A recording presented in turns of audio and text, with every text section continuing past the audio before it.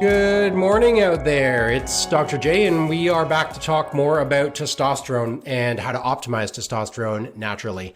If you've been watching my other videos about testosterone optimization, you know that testosterone is a hormone and a topic that obviously has major impacts on our lives as men. Testosterone is a major fuel for our body. It's of course related to energy and strength, muscle mass, bone density, weight management and fat loss, sexual performance, libido, erectile dysfunction. And suboptimal testosterone isn't just about the body. Crappy testosterone levels are also negatively going to impact performance and productivity in the workplace and are going to be related and associated with burnout and anxiety and depression, other mood disorders, and really play a role in our relationships with other people, including our kids, our partners, our wives, our coworkers, our colleagues. And that's not even to mention that testosterone is required, of course, for fertility to produce healthy sperm. And so, of course, testosterone optimization for men is one of the primary and fundamental, most important things that we need to be thinking about when it comes to improving our health span.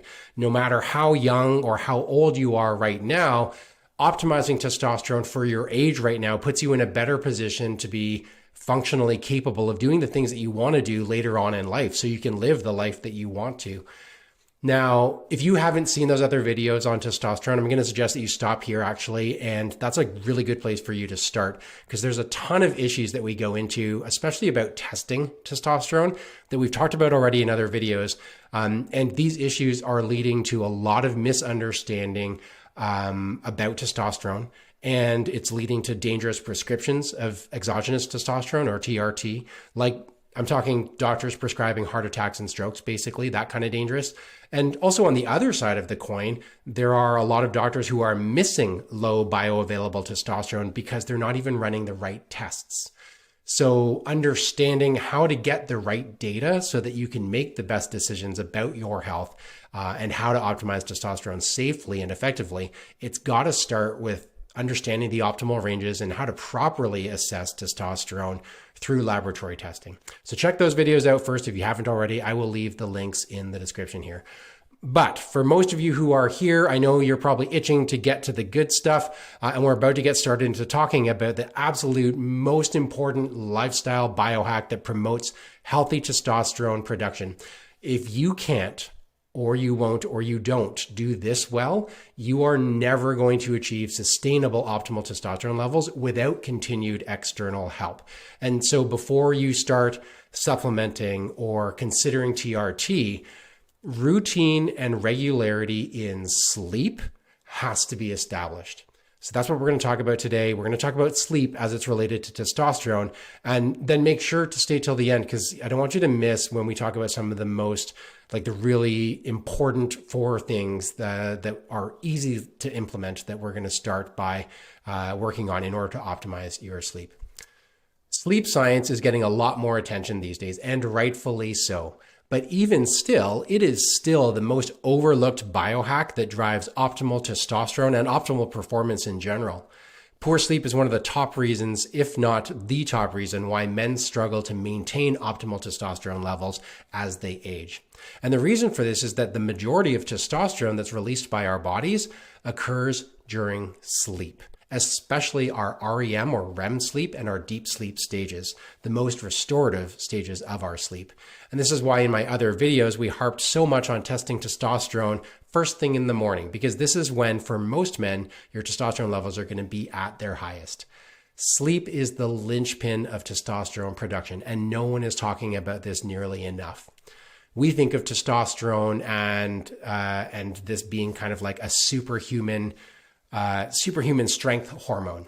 And there's some truth to that, but testosterone is really about repair and recovery.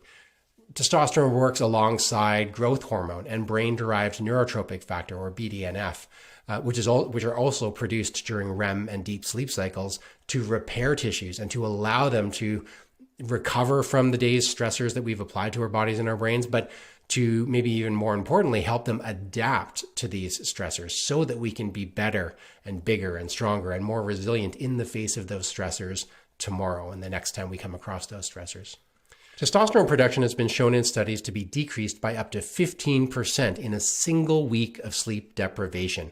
Compare that to an expected and typical decline rate of just 1% per year in adult men.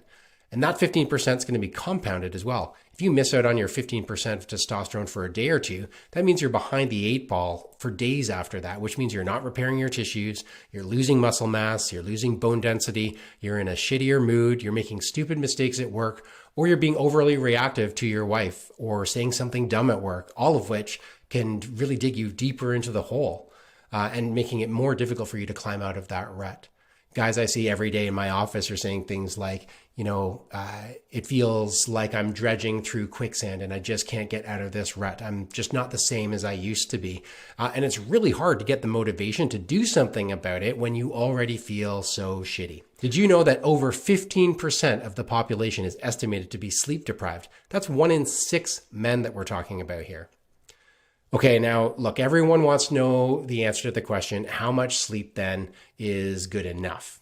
And the answer is, unfortunately, that it's a pretty unique and individual thing. It depends on your context, depends on your genetics, your metabolism, your diet, et cetera, et cetera. But we do have scientific evidence to show that men who sleep less than 5 hours per night are certainly likely to see decreases in testosterone production by up to 15%, as we mentioned earlier. And that is why most of us performance and productivity coaches, doctors, healthcare practitioners that deal in this area are going to tell you an absolute minimum of 6 hours of actual sleep time is what we should be targeting as a minimum. And more specifically, men probably do their best when we are getting over 1.5 hours of REM sleep and at least 1 hour of deep sleep each night. That's our bare minimum. So if you are using a device to estimate your sleep cycles and your sleep stages, even though a lot of these devices are probably not super accurate, you should still be targeting consistency of about 1.5 hours of REM sleep and 1 hour of deep sleep each night as your minimums. And remember, being in bed doesn't mean you're necessarily sleeping. At some point, I'm going to have to do a review on the various biofeedback tools and the HRV and sleep trackers, heart rate variability, HRV's heart rate variability, things like smart rings, for instance. These are some of the best ways to track your sleep stages and sleep quality. So we'll have to do that another time. Let's take a second here to review a little bit. Number one, testosterone is released at night, especially during deep sleep and REM sleep stages. Growth hormone and BDNF, or brain-derived neurotrophic factor, work alongside testosterone to repair tissues and adapt to stresses that are placed upon our brain and body each night. Even a single night of poor sleep reduces testosterone production, which negatively compounds and starts a downward spiral of soreness, tiredness, fatigue, poor brain function. 1 week of average sleep less than 5 hours per night can reduce testosterone by up to 15%. Optimal sleep is different for everyone, but it's an absolute minimum of 6 hours of actual sleep time, including 1.5 hours of REM, 1 hour of deep sleep, as we mentioned a couple of times already. If you can't dial in your sleep patterns, you are always going to struggle with testosterone insufficiency. Even if you're depending on supplements, even if you're considering or using exogenous testosterone or TRT to keep testosterone levels up, even if you're doing those things, you're still going to be short and insufficient likely in producing BDNF and growth hormone. You're still not going to be the best that you can possibly be.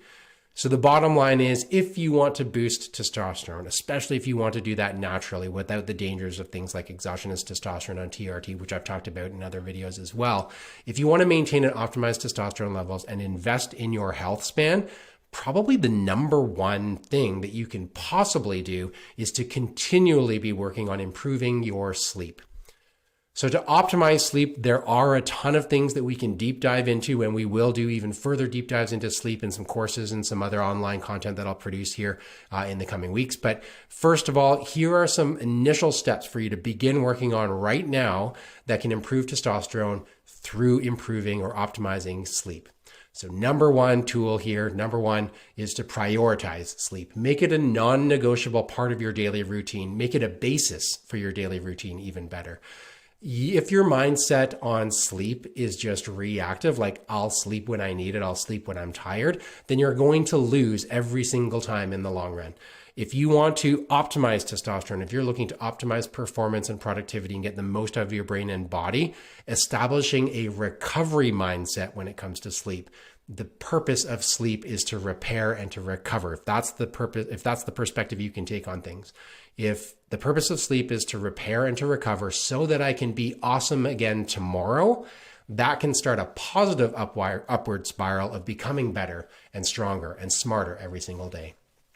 Number 2, set target sleep and wake windows with consistency. So what I mean by that is try to go to sleep and wake up at approximately the same times each day, within reason, if you are able. So try and target 30-minute windows that kind of provide you with about 7 to 9 hours of sleep, depending on how you feel best or when you feel best.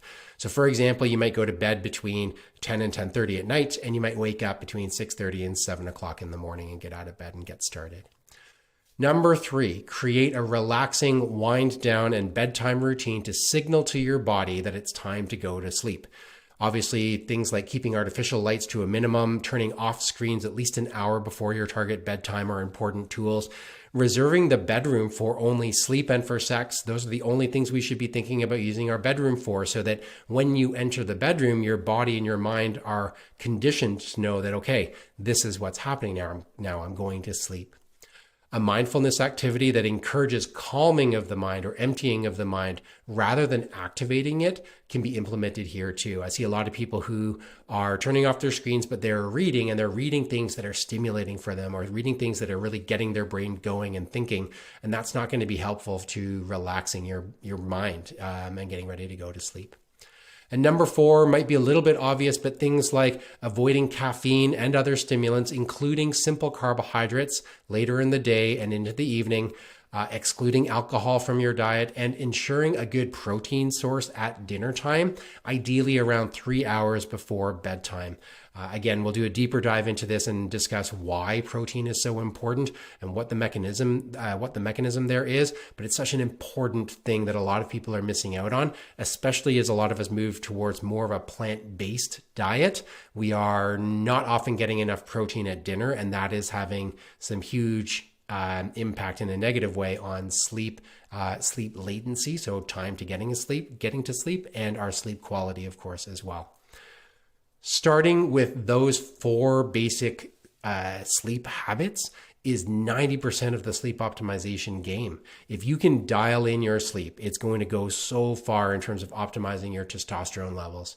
Sleep may seem like a really basic or even boring thing to talk about when it comes to testosterone optimization, but this is precisely why men are not getting the results that they want, and why doctors are not getting the results that they want, because they're putting people on plans to boost testosterone or to overcome burnout, but they don't prioritize or put enough emphasis on this number 1 lifestyle biohack that our physiology depends on to optimize our brain and body. If you have more questions about optimizing sleep and how to boost testosterone production, fire them into the comments. Smash that subscribe button if you want to be notified when I post more videos about optimizing health span, boosting testosterone naturally, and generally how to be as awesome as possible. I'm Dr. J. This has been Sleep and Testosterone. Peace for now.